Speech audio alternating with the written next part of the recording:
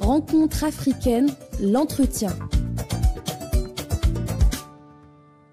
Mesdames et messieurs, bienvenue dans ce nouveau numéro de la rencontre africaine. Younes Jama avec vous. L'Algérie est en plein préparatif de la foire commerciale intra-africaine IATF 2025, premier événement africain sur le commerce et l'investissement prévu à Alger du 4 au 10 septembre 2025. Plus de 35 000 visiteurs de plus de 140 pays devraient participer à cet événement qui est devenu la principale plateforme de commerce et d'investissement du continent, ainsi qu'une place de marché pour la zone de libre-échange continentale africaine, ZLECAf. Pour évoquer l'importance de cet événement africain, nous recevons Abderrahmane Hadeuf, consultant international en développement économique. Bonjour Monsieur Abderrahmane Hadeuf et merci d'avoir accepté notre invitation. Tout d'abord, quelle est l'importance de cet événement? Écoutez, pour l'IATF, je pense que c'est un des plus grands événements économiques africains. Il constitue une vitrine continentale pour les opportunités d'investissement, d'exportation et de partenariat industriel. En réunissant gouvernements et entreprises, institutions financières et acteurs de la société civile, cet événement permet de renforcer la coopération sud-sud, de promouvoir les produits made in Africa et de concrétiser les objectifs de développement durable à l'échelle africaine. Il s'inscrit également dans la dynamique de mise en œuvre effective de la zone de libre-échange continentale ZLECAf. Que reflète selon vous le lieu de sa tenue, en Algérie en l'occurrence? Pour le choix de la tenue de l'édition 2025 en Algérie, je pense que le choix de l'Algérie pour accueillir cette édition 2025 de l'IATF reflète une reconnaissance stratégique de son rôle croissant sur la scène économique africaine. Cela traduit aussi la volonté des pays d'ancrer sa politique économique dans une logique africaine. Donc on donne plus de poids à la dimension continentale de diversification et de transformation industrielle. Ce choix illustre quand même le potentiel logistique de l'Algérie, sa position géographique au carrefour entre l'Afrique, l'Europe et le monde arabe, ainsi que, je dirais, ses efforts pour devenir un hub régional au service des échanges commerciaux interafricains. Pour cette édition organisée en Algérie, les organisateurs se fixent un volume de 44 milliards de dollars de contrats durant ce route économique. Pensez-vous qu'on puisse atteindre cet objectif, voire même le dépasser? Pour l'édition 2025 de l'IATF, effectivement, les ambitions sont énormes. Aujourd'hui, on parle d'un chiffre de plus de 44 milliards de dollars de contrats qui vont être signés lors de cette édition en Algérie. Donc, c'est un chiffre extrêmement ambitieux, mais réaliste compte tenu du potentiel du continent africain, si bien évidemment les conditions sont réunies.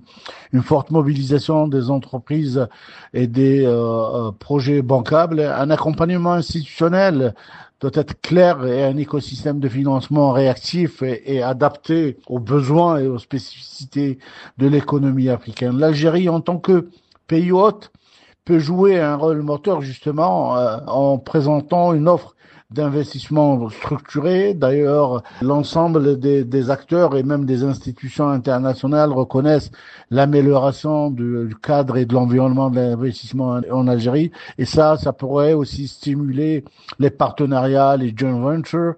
Et en favorisant ces formes, on peut donner la possibilité aux opérateurs africains de créer des projets d'investissement qui vont dans le sens des besoins du continent, surtout dans des secteurs qui deviennent aujourd'hui prioritaires, à l'exemple du secteur de l'énergie et du secteur aussi de l'agroalimentaire et de l'agriculture, le secteur du numérique, avec une grande population jeune qui aspire à participer au développement du continent. Et il faut aujourd'hui travailler pour concrétiser tous ces objectifs et l'atteinte de ce plan stratégique ambitieux dépendra aussi de la capacité à conclure des vrais partenariats. Aujourd'hui, les opérateurs africains doivent apprendre à travailler ensemble, à concevoir ensemble de grands projets structurants qui vont permettre autour de ces projets l'émergence d'écosystèmes pour la sous-traitance, pour les services et tout ce qui va un peu développer et amorcer un développement local durable. D'après vous, comment booster les échanges intra-africains et quel rôle doit jouer l'Afreximbank selon vous? L'augmentation des échanges commerciaux intra-africains aujourd'hui constitue un des grands défis du continent et des gouvernements. Je pense que pour accroître le commerce intra-africain nécessite de lever les obstacles structurels, fragmentation des marchés, faible infrastructure de transport et de logistique, la complexité en termes de système douanier, fiscal, et aussi l'absence d'harmonisation dans les systèmes normatifs. Je pense que aujourd'hui les échanges sont à un niveau très très bas qui tourne autour de 15 à 16%, alors que les objectifs arrêtés dans l'agenda 2063 par l'Union africaine, c'est d'arriver au minimum à un niveau de 50%. Et cela doit être vraiment un objectif stratégique pour tous les pays. Et pour y arriver, il faut renforcer aujourd'hui la connectivité logistique entre tout ce qui est infrastructure routière, port, et sans oublier aujourd'hui les infrastructures en termes de TIC et du numérique. La digitalisation des procédures commerciales. Aujourd'hui, le commerce électronique devient un levier de croissance, un levier de développement. Donc, il faut pas négliger ces aspects-là.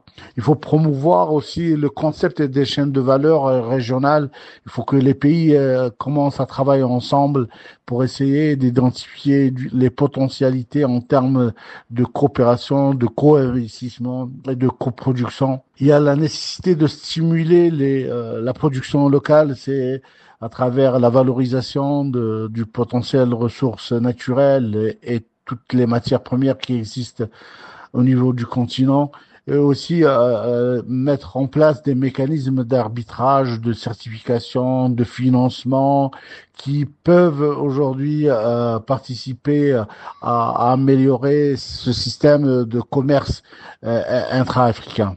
Alors enfin, je termine sur cette question. La ZLECAf est un instrument d'intégration par excellence.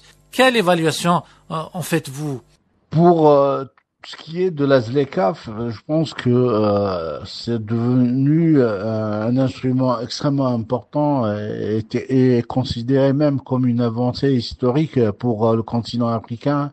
Elle offre un marché unifié de plus de 1,5 milliard de consommateurs capables de transformer le paysage économique continental vers de meilleures perspectives. Toutefois, sa réussite dépend de sa mise en œuvre et surtout de l'accélération des instruments de concrétisation de cette convention.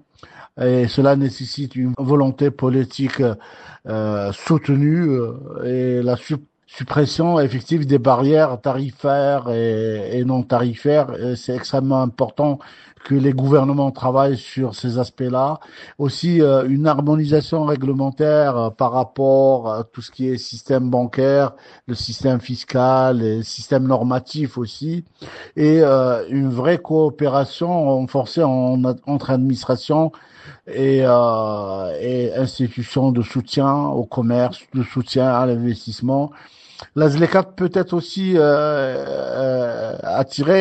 peut attirer aussi les IDE venant de hors du continent africain, et ça c'est extrêmement important parce que l'apport des IDE il n'est pas négligeable. Toutes les études, toutes les analyses montrent que les IDE ont cette capacité d'enclencher une croissance durable, ont cette capacité d'être des leviers aussi de progression et développement du commerce et aussi d'intégration au niveau des chaînes de valeur mondiales. Donc, toute l'importance est là de mettre en place les mécanismes qui permettront d'attirer les IDE dans les secteurs prioritaires dont on a un peu discuté, tels que l'énergie, l'agroalimentaire, l'industrie pharmaceutique, le numérique, et sans oublier tout ce qui est valorisation des produits miniers. Ainsi s'achève cette rencontre africaine. Ce nouveau numéro vous a été préparé et présenté par Younes Jama.